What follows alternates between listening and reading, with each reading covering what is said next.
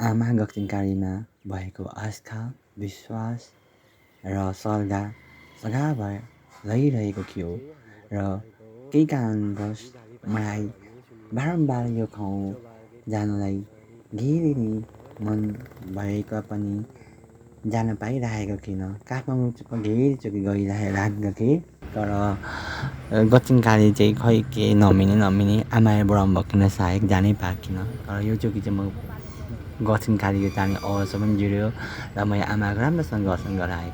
सोही जाने क्रमको होइन दृश्यहरू छायाङ्कन चाहिँ हजुरहरूको लागि पनि केही काम लाग्छ कि भनेर मैले राखेको छु। सुरुमा मैले त्यो पिरपिरबाट होइन जानलाई चोबाबाट गाडी दिएको थिएँ र चोबाबाट गाडी चढेर म फाइनल हेर भनेर भर्खर लेख्नुभयो क्या। चोबाबाट गाडी लिएर चाहिँ म आमाको शरणमा पुगेको थिएँ होइन। राम्रो भयो यात्रा धेरैजना दुई तिनजना नयाँ मान्छेहरू पनि चिनजान भयो बोनी ओनी होइन। यात्रा क्रममा मान्छे नयाँ मान्छे चिनेको पनि छ नहुँदो हो भेटै हो। मेन कुरा मैले धेरै वर्षदेखिको अघिको सपना आमाको धाममा जाने सपना पुरा गर्न पाएँ योचोटि। सोही चाहिँ हजुरहरूलाई पनि देखाइदिनको लागि सेयर गरेको छु होइन। एकदम एक्साइटेड थिएँ म होइन।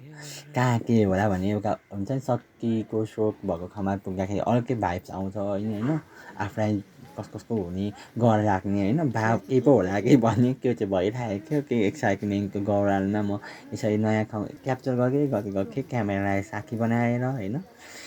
क्यामेरामा गर्दै ताकि स्मरण पनि रहोस् र मसँग कोही छ है एक्लै छुइनँ योमा जाँदाखेरि भन्ने पनि होस् भन्ने गएको थिएँ। राम्रोसँग दर्शन गर्न पाएँ होइन। सोच्यो भने राम्रै भयो दर्शन। एकछिन कहीँ समय बिताउन पनि पाएँ जसको दौरान मैले पर भएको नागाको चाहिँ भिडियोहरू क्याप्चर गर्न पाएँ। त्यहाँ मन्दिरकै उमा चाहिँ भोकहरू बिग्रियो नो फोटोग्राफी भन्नुभएको मैले खाएको थिएन। पछि मात्रै थाहा पाएँ होइन भिडियो खिच्न गएँ त्यो पछि देखेपछि चाहिँ मैले उता फर्काएँ। अनि पछि सबै पूजा सकेपछि पर क्याप्चर गरेको दृश्यहरू हजुरहरूले देख्न सक्नुहुन्छ होइन। हजुरमध्ये कतिजना चाहिँ आमाको यो घाममा पुग्नु भएको छ होला हजुरहरूको पनि होइन। एक्सपिरियन्स सेयर गर्नुहोस् न के कस्तो भयो। मैले त्यहाँ केही पनि एक्सपिरियन्स भयो। एकजना चाहिँ फिजिकल डिजेबल भन्यो कि फिजिकल च्यालेन्जर भनौँ न डिजेबल भन्यो कि होइन। उहाँ आफै आउनुभएको थियो। उहाँ चाहिँ एकैचोटि उहाँ रुनुभयो कि आमाकोमा त्यहाँ नर्मली नै समाज भएको फ्यामिली मेम्बरहरूले त्यहाँ आइपुगेपछि उहाँ रुनुभयो।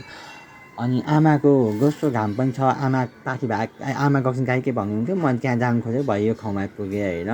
मैले त्यो ठाउँ चाहिँ भेटाइनँ पछि किकमा आएपछि कुन ठाउँ भनेर चाहिँ लेख्नु चाहिँ गएको थिएँ। मलाई त्यो ठाउँ पनि जानु जब मन छ अब आमाले कहीँ बोलाउनुहुन्छ होइन। पापिङको माथि नै पर गएछु भने धेरै माथि पर्ने रहेछ। हामीले त्यहाँबाट झरेर आउनु पनि गाह्रो हुनेछ। आफ्नै गाडी लिएर गए चाहिँ सजिलो हुने रहेछ। आज रातिमा यति नै कुरा राखेँ। हस्त जय मा गक्चिङकाली सबैलाई श्रद्धा भयो।